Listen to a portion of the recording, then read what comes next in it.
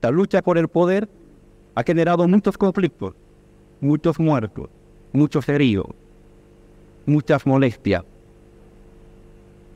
Sin embargo, este 18 de diciembre, el pueblo ha sido muy claro. Ese empate catastrófico se ha resuelto de manera contundente, de manera inapelable.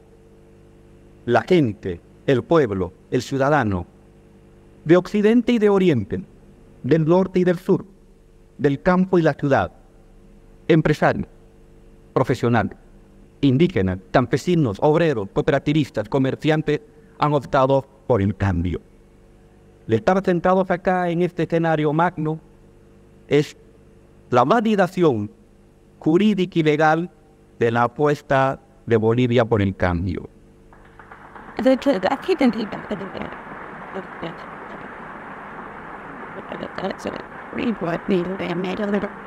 El 18 de diciembre, la gente ha optado por un recambio de liderazgo social nacional histórico.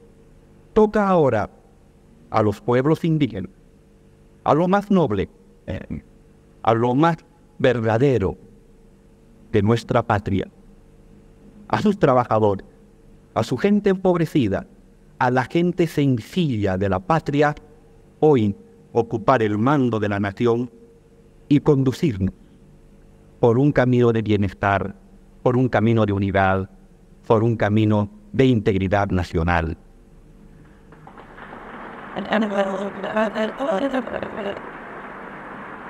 Nunca más ya en Bolivia un Estado sin pueblos indígenas. El Estado es de todos, de mestizos y de indígenas, de profesionales y de trabajadores, de campesinos y de estudiantes.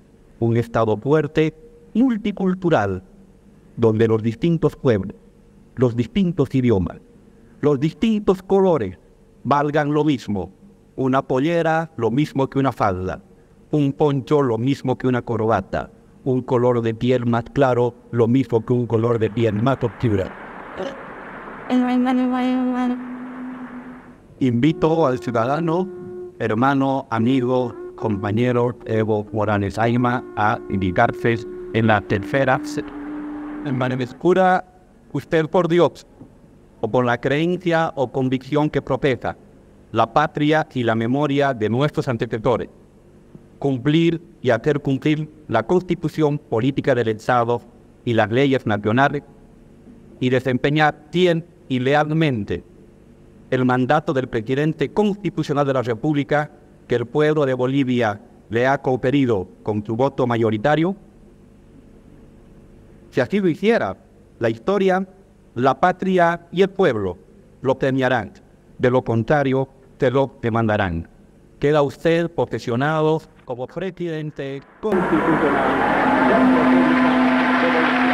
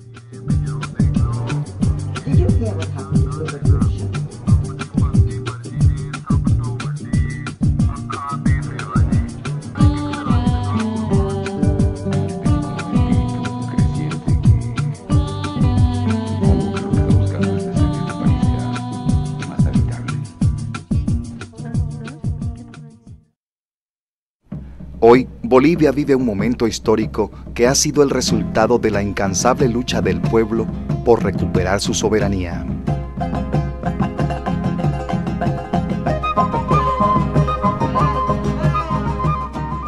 El 1 de mayo fue anunciada por el presidente de la Nación, Evo Morales, la nacionalización de los hidrocarburos, La importancia de esta medida no solo tiene que ver con la recuperación de un recurso estratégico de la nación, sino que principalmente es una victoria del pueblo boliviano, al que le ha costado la sangre de muchos luchadores desde los últimos años.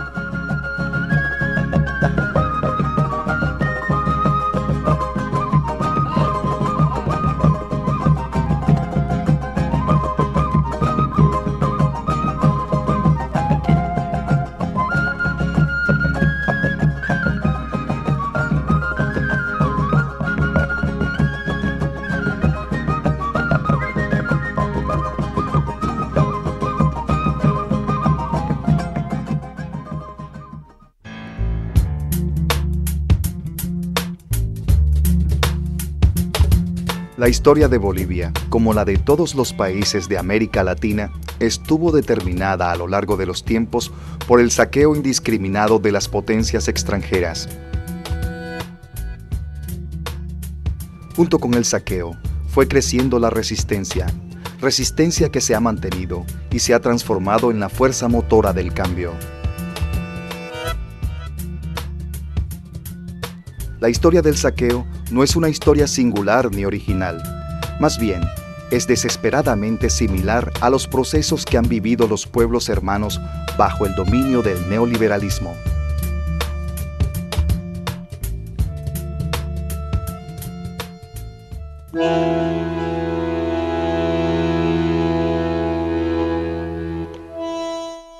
Hasta hace unos 5, 6, 7, 8 años atrás, la democracia latinoamericana era dócil, simplemente de subordinación al mandato de las políticas del pueblo norteamericano. El documento de consenso de Washington determinaba la vigencia del neoliberalismo a ciegas en todos nuestros países.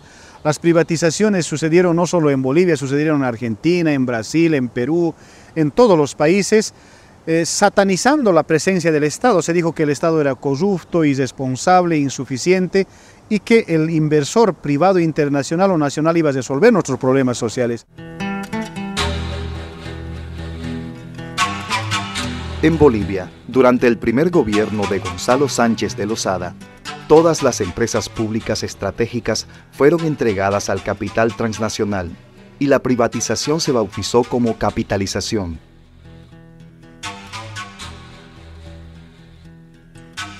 La ley de capitalización, dictada el 21 de marzo de 1994, estableció que las empresas estatales como Entel, Ende, Enfe, Vinto e YPFB debían asociarse obligatoriamente con capitales extranjeros.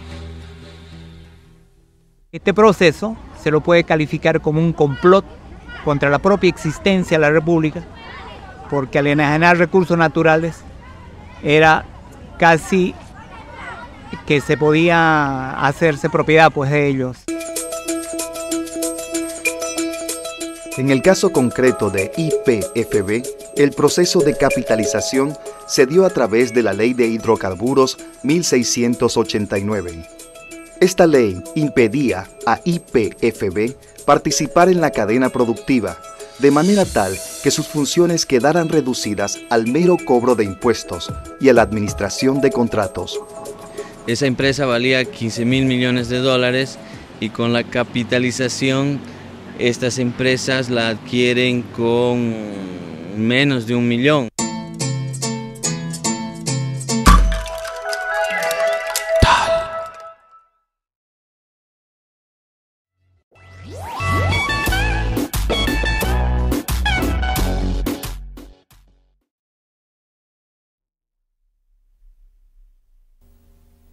La tensión en Bolivia no cede.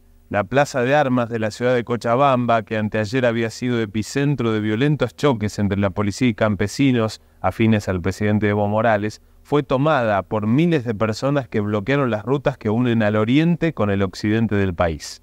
Mientras tanto, el oficialismo amenazó con abandonar la Asamblea Constituyente por falta de acuerdo con la oposición. La plaza de armas de la tercera ciudad del país, Bastión de Morales, donde 30 personas resultaron heridas y otras 20 detenidas, fue tomada por miles de campesinos y cocaleros que bloquearon las vías que unen a Cochabamba con el resto de Bolivia entre ellas la neurálgica ruta por la que transita el grueso del comercio de ultramar boliviano. La creciente agitación se vivió sobre todo frente al incendiado Palacio de la Gobernación, en donde el gobernador Manfred Reyes Villa escapó anteayer, cuando una manifestación reprimida con gases lacrimógenos y balines desató la furia contra el edificio. Los campesinos exigen la renuncia de Reyes Villa, pues, como sus pares de Santa Cruz, Beni, Pando y Tarija, apoyó la implantación de un régimen autonómico en su región, donde esa opción fue derrotada en un referendo hace 6 meses.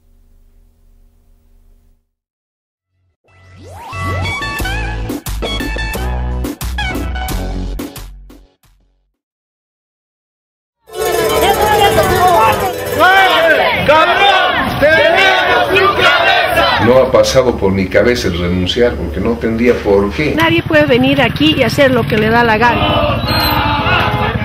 No es el gobierno el que quiere preservar su poder. El poder reside en el pueblo. En ese momento se ha ido todo.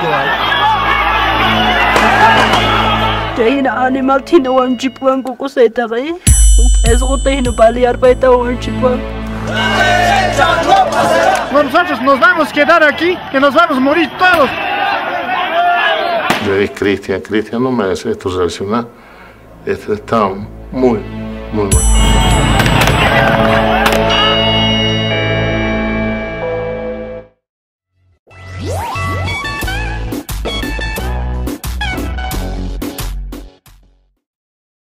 Decreta, artículo único, se revierte al dominio del Estado boliviano el complejo metalúrgico Vinto con todos sus activos actuales, disponiendo que la empresa metalúrgica Vinto asuma de inmediato el control administrativo, técnico, jurídico y financiero de acuerdo al artículo 77 del Decreto Supremo 28631 de 8 de marzo de 2006, reglamento a la Ley de Organización del Poder Ejecutivo.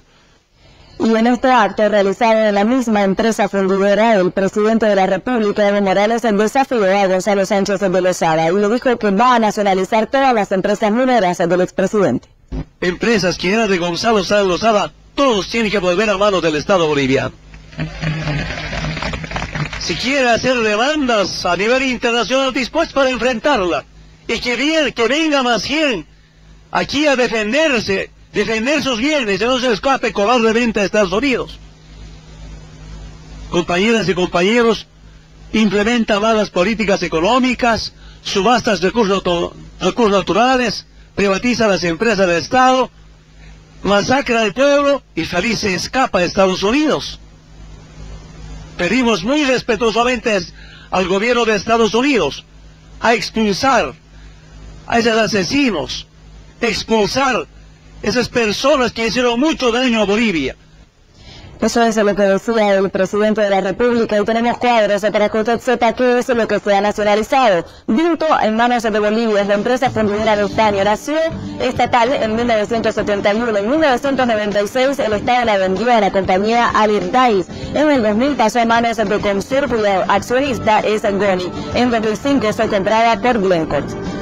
Vinto a manos de Bolivia es la empresa fundidora de estaño, ahora es administrada por la compañía suiza Vinpro y media docena de minas en Bolivia a través de su subsidiaria Chinchigueira.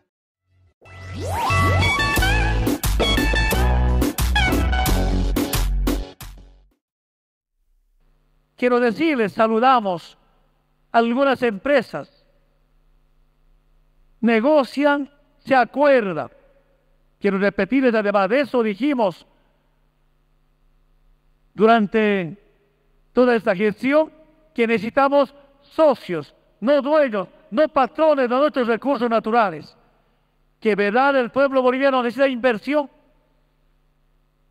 que el gobierno boliviano garantizará a las empresas que respetan normas bolivianas, que inviertan, pero inviertan como socios. De esta manera, seguir explorando, explotando, no solamente con socios, sino también como una empresa del Estado mediante yacimientos petrolíferos y fiscales bolivianos. Enviado.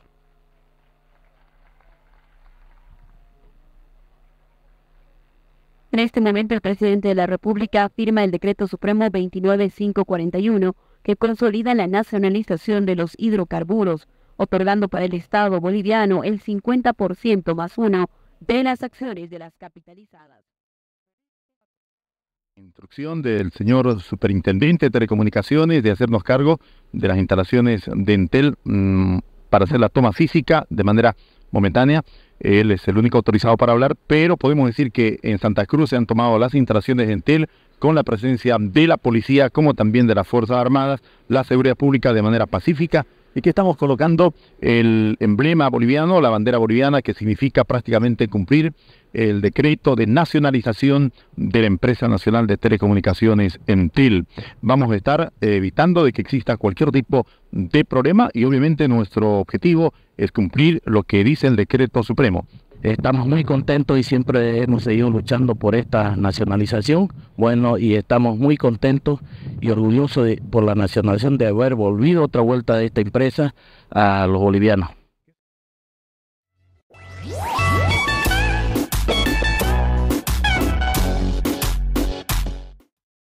6 personas entre particulares y miembros de instituciones cruceñas como Fexpo Cruz, Fegasa Cruz y la Cooperativa de Telecomunicaciones Santa Cruz, COTAS. También el Grupo La Torre, principal administrador de $40 millones aportados por Pablo Humberto Costas, hermano de Rubén Costas. Empresarios y líderes cruceños para la supuesta causa autonomista y la creación de la denominada Nación Camba. El 5 de septiembre de 2008, le habrían confirmado a Rosa la existencia de recursos económicos y que era tiempo de que venga a Bolivia. Azért hívtak, hogy szervezzen meg, vagy segítsen megszervezni a védelmét Santa Cruz városnak, illetve a tartománynak a védelmét, mert lehet számítani arra, hogy a központi kormány a hadsereg bevetésével és különböző és végén 2 alkalommal elég csúnya eredménnyel a civil lakosságra nézve. Eduardo Rosa habla en la entrevista de un plan de defensa de Santa Cruz y de un consejo cruceño. El ejército separatista desplazaría fuerzas de control a los principales centros hospitalarios, estaciones de bombeo de agua potable, generación de energía eléctrica, refinería y centros de abasto. 16 de abril de 2009. Fin de la intentona separatista terrorista. La madrugada del 16 de abril de 2009, una vez confirmada la presencia de los terroristas en un céntrico hotel cruceño, un grupo de élite de la policía boliviana irrumpió en el Hotel Las Américas para ejecutar la operación de detención de los terroristas. En el operativo hubo cruce de balas provenientes del interior y exterior de las habitaciones 456, 457 y 458. Producto del enfrentamiento, mueren 3 terroristas: Eduardo Rocha, Michael Dauer y Arpad Magyarossi. En las habitaciones se encuentran una ametralladora submachine con 2 cargadores y un silenciador, una pistola Beretta de industria italiana calibre 9 milímetros y 2 cargadores, una pistola Taurus tipo Beretta calibre 9 milímetros y 2 cargadores, 2 granadas de guerra tipo Mini Limón, 27 cartuchos de dinamita, cordón detonante, una computadora portátil, teléfonos celulares, juego de llaves correspondiente al vehículo marca Hyundai, llave multilock y dispositivo de alarma del vehículo. Más tarde del mismo 16 de abril, Mario Tadig declara sobre un arsenal de armamento en el stand de COTAS que contenía 2 trípodes de arma larga, pasamontaña camuflado, crema para camuflar la cara, 2 fundas de arma corta, 2 valeros de lona, decenas de cartuchos calibre 9 milímetros, una pistola calibre 25. Cargadores de arma larga, una ametralladora de 54 centímetros, un rifle con 30 cartuchos, una ametralladora calibre 22, 3 cartuchos calibre 45, calibre 5.56, una mira telescópica, una ametralladora industrial, norteamericana calibre 9 milímetros, entre otros. El 20 de abril de 2009, se crea la Comisión Especial Multipartidaria del Congreso Nacional para investigar el caso separatismo terrorista. El 16 de noviembre, la comisión presenta un informe que arroja recomendaciones al Ministerio Público.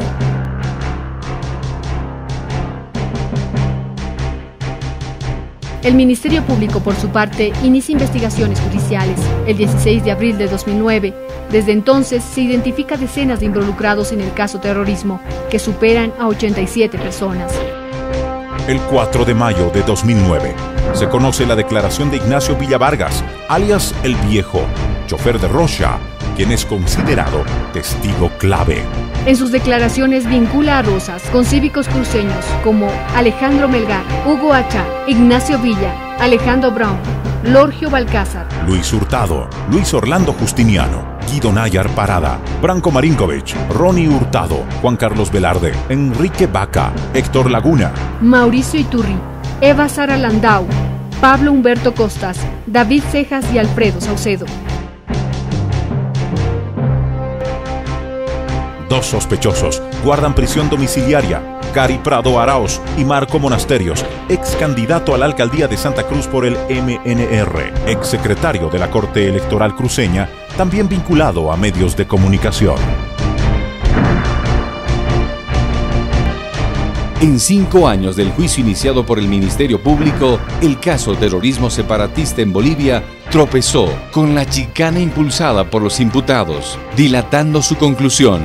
Fueron 200 intentos de obstaculizar el proceso judicial que no lograron librar de responsabilidades a los acusados. Señor Juan Alberto Kudelka Salle, ¿reconoce usted su responsabilidad dentro de los hechos acusados o acusantes en la acusación fiscal en particular? Sí. Señor Mario Tadi Astorga, ¿reconoce usted su responsabilidad dentro de los hechos que se le acusan? Sí.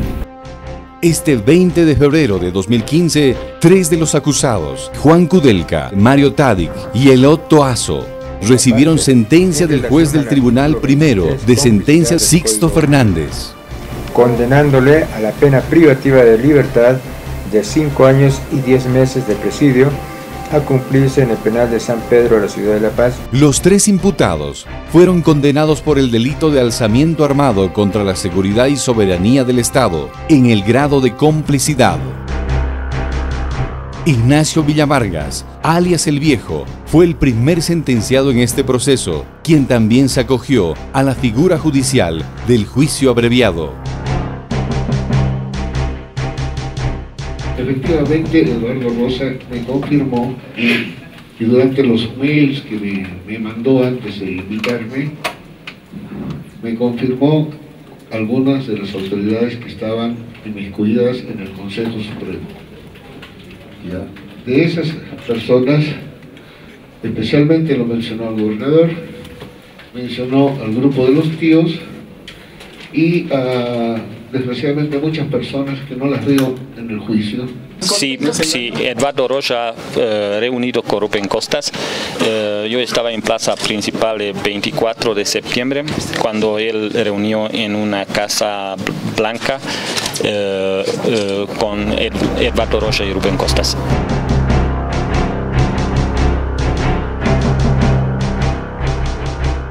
El caso terrorismo separatista se confirma. La sentencia histórica demuestra la presencia de una célula separatista en Bolivia entre el 2008 y 2009.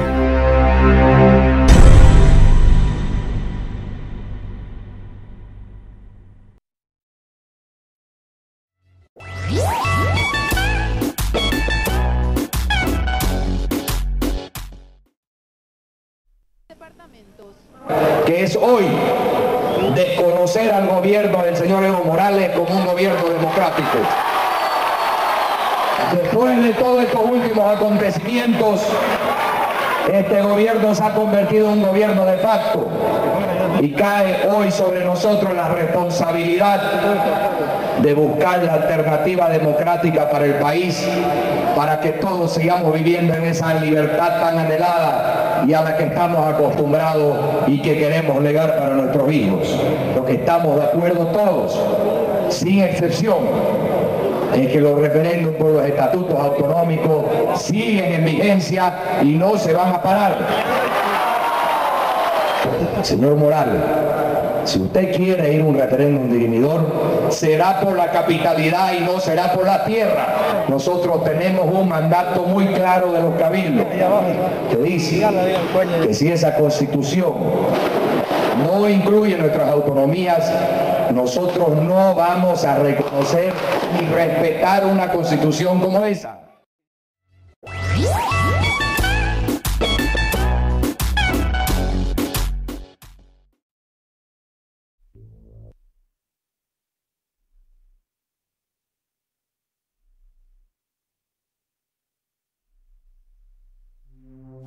En septiembre de 2008, en respuesta a la presión del gobierno de Morales de no reconocer la legitimidad y legalidad de las autonomías departamentales que fueron aprobadas a través de un referéndum para la aplicación de sus estatutos autonómicos, y también por recortar sus ingresos que le corresponden por el impuesto de los hidrocarburos, los habitantes de los departamentos de Pando, Tarija, Beni y Santa Cruz se enfrentaron con la policía.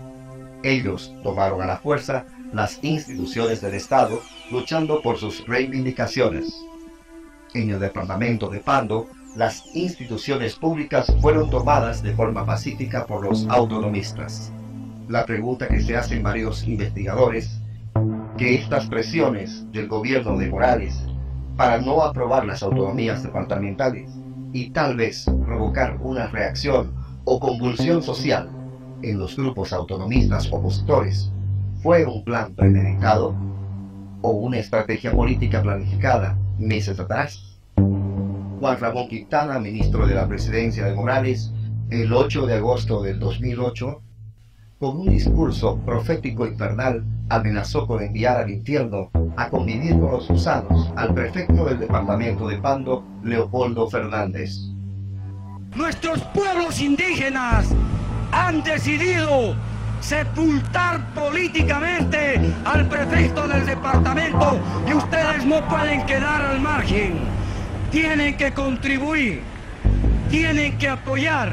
Cada hora que pasa es un argumento más para cavar más profundo la tierra y enterrar al prefecto para que nunca más salga. Lo vamos a llevar al prefecto del departamento de Pando al último lugar de la tierra, para que cuando se despierte no tenga la oportunidad de volver a escalar la escalera de su infierno político. Y le pondremos, como todo pueblo noble, como todo pueblo patriota, como todo pueblo generoso, le pondremos un epitafio: prefecto, que en paz descanse y conviva con los gusanos.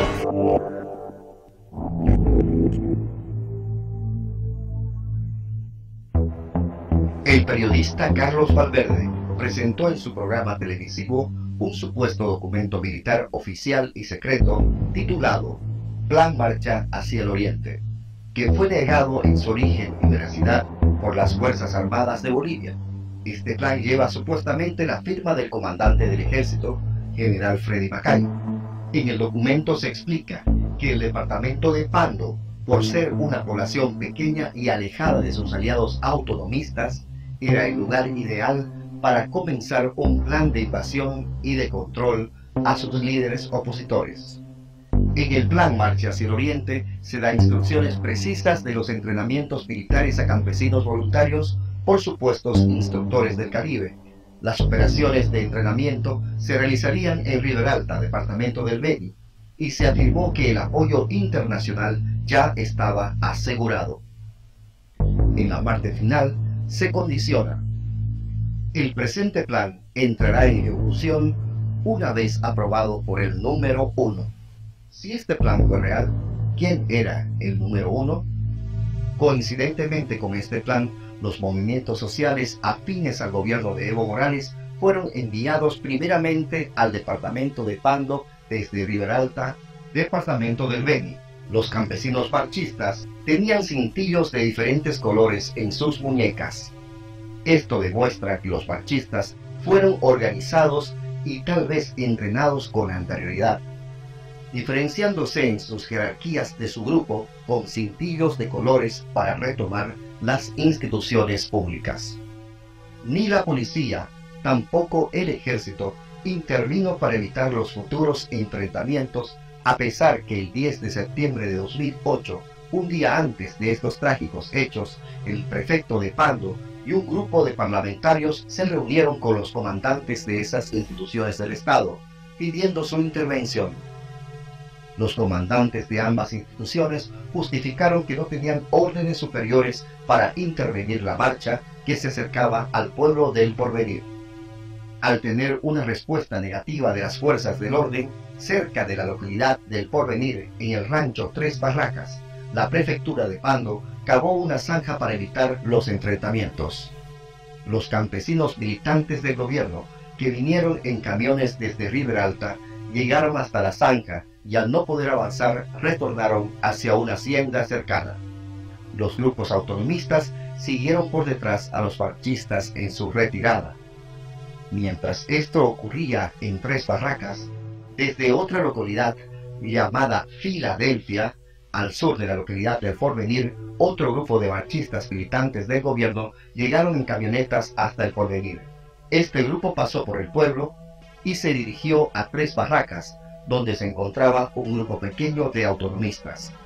Los autonomistas fueron emboscados por dos grupos de marchistas y huyeron hacia el monte. Decretó un estado de sitio en el departamento de Pando, tomando primeramente con fuerzas militares de forma violenta el aeropuerto de la capital de Cobija. Los militares abrieron fuego contra las personas que querían evitar la toma del aeropuerto. Ráfagas de ametralladoras mataron al pastor evangélico Luis Antonio Rivero e hirieron en la pierna a Claudia Méndez, periodista del canal de televisión PAT. En la madrugada del 15 de septiembre, los militares entraron a las casas de los habitantes de Cobija utilizando explosivos y realizando detenciones violentas como si se tratara de un régimen dictatorial. Fueron detenidas 43 personas confinadas a la ciudad de La Paz. El estado de sitio obligó a más de 800 habitantes del departamento de Pando a cruzar la frontera y refugiarse como exiliados políticos en el país de Brasil. Por los hechos trágicos ocurridos en el departamento de Pando, el gobierno de Morales supuestamente culpó políticamente, sin derecho a un juicio justo, al prefecto de Pando, Leopoldo Fernández. El 16 de septiembre, 200 militares rodearon la prefectura de Pando, deteniendo al prefecto, que no opuso resistencia. Este confinamiento violó los derechos de caso de corte a Fernández. Él se encuentra más de un año detenido de forma preventiva, y el Poder Judicial de la ciudad de La Paz no le permite a este líder político tener libertad de expresión y opinión a través de los medios de comunicación. Leopoldo Fernández actualmente es candidato a la vicepresidencia desde la cárcel, formando la dupla con Manfred Reyes Villa. ¿Por qué se lo incomunica a Fernández para que no exprese su opinión desde la cárcel? ¿Acaso en Bolivia no se vive una democracia plena?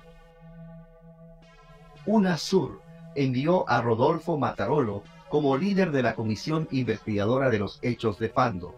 Matarolo era un terrorista que fue miembro activo del Ejército Revolucionario del Pueblo, ERP, en la Argentina.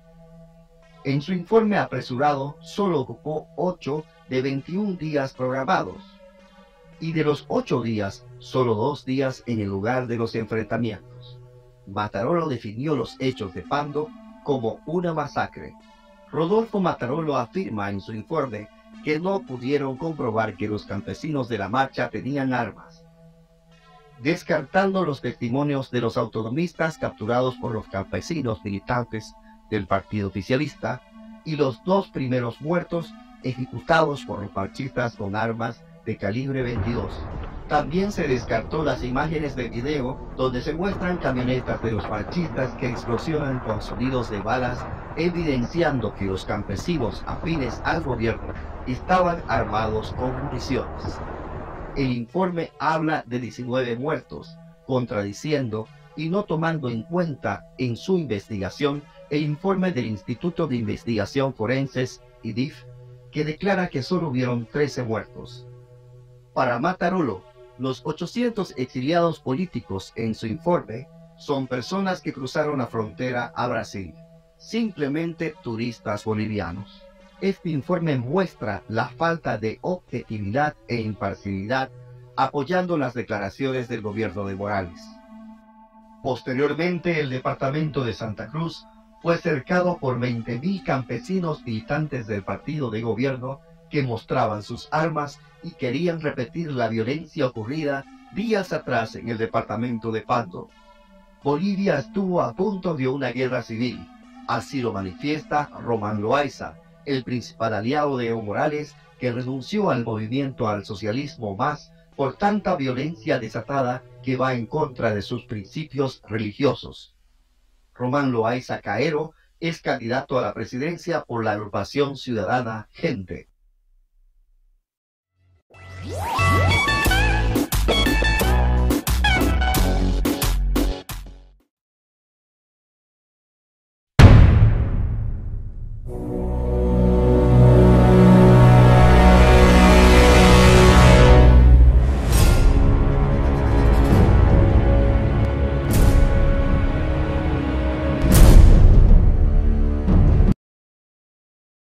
El gobierno cerró este domingo las fiestas de Navidad con un impopular aumento en los precios de los carburantes.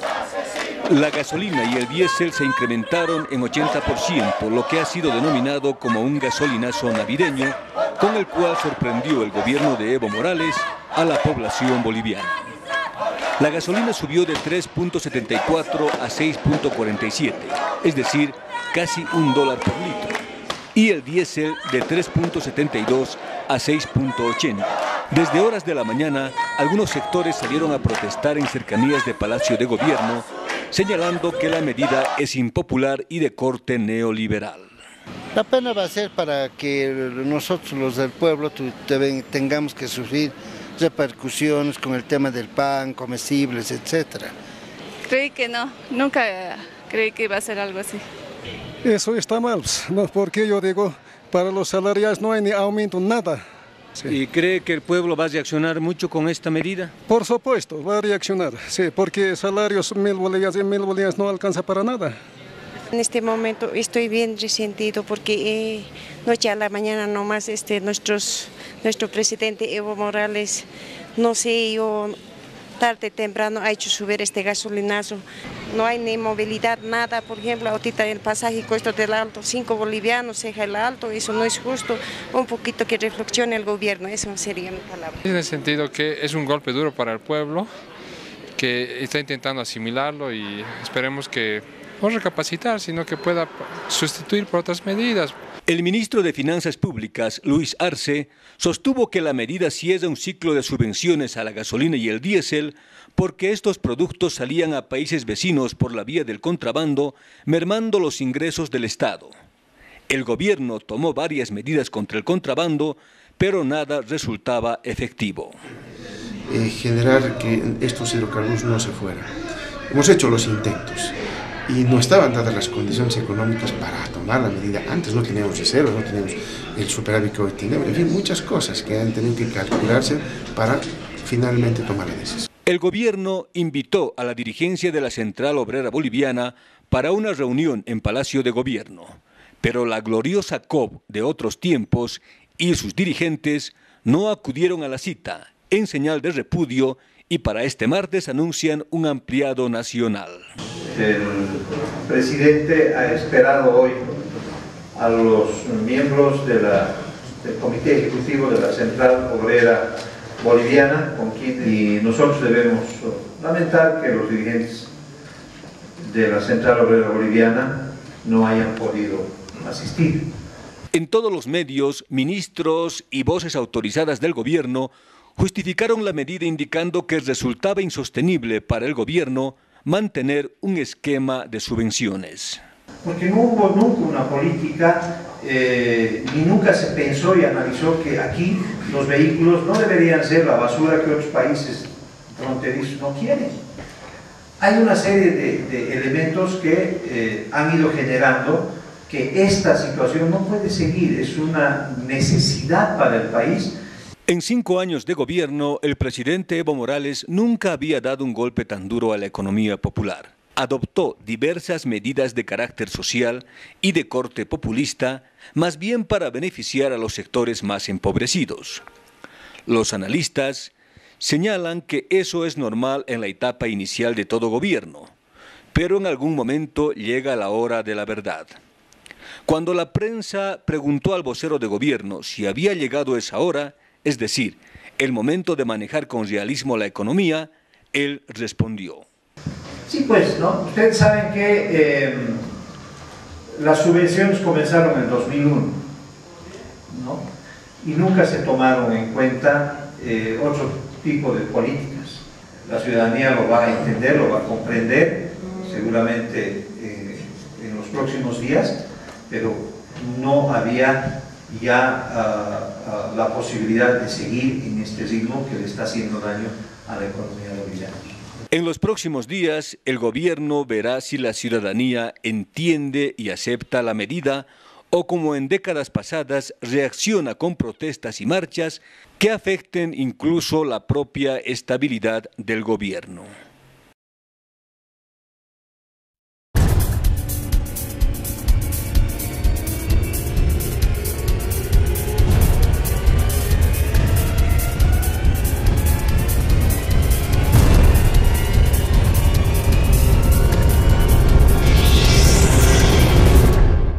La decisión del presidente boliviano Evo Morales de anular el gasolinazo dispuesto por su gobierno en pasados días devuelve a la política boliviana cierta dosis de sensatez y a la democracia su esencia participativa. Porque días antes de la derogatoria del decreto, amplios sectores de la población boliviana imaginaban al gobierno como un gran tractor que aplasta todo lo que encuentra a su paso. Después de una amplia reunión con el compañero vicepresidente, con el compañero canciller, con ministros, ministras, hemos decidido en esa conducta de mandar, obedeciendo al pueblo, abrogar el decreto supremo 748 y los demás decretos que acompañan a esta medida. Quiero decir al pueblo boliviano, esto quiere decir que todas las medidas quedan sin efecto. Este es el Evo que quiere la gente. El líder firme, pero al mismo tiempo reflexivo. El estadista valiente, pero también humilde. El gasolinazo fue lanzado el domingo 26 de diciembre de 2010 y al día siguiente todos hablaban de lo ocurrido y muchos no podían creer lo que había hecho Evo Morales. Creí que no, nunca creí que iba a ser algo así.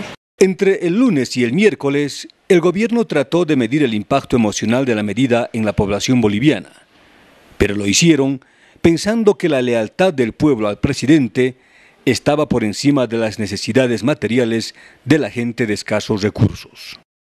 Para el miércoles, los ánimos se habían caldeado, y ahí aparecen dos grupos de gente en el frente de la protesta.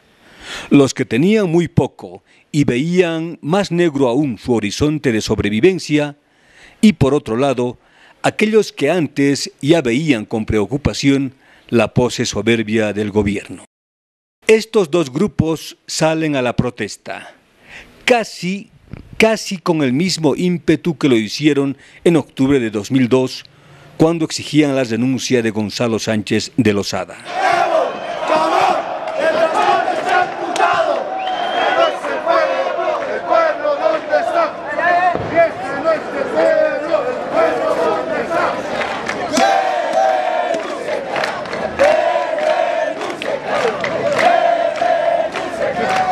De todo, quedan 3 lecciones.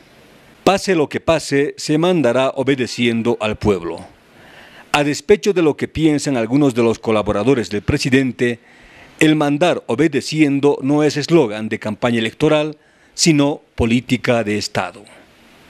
La política hidrocarburífera debe ser replanteada antes que sucesores afecten el corazón del gobierno, que es la nacionalización. Un país democrático es un país de todos. Por lo tanto, las grandes decisiones deben incluir, por lo menos proporcionalmente, a las minorías. Lo otro es reponer el malestar y aumentar la incertidumbre en torno al futuro de Bolivia.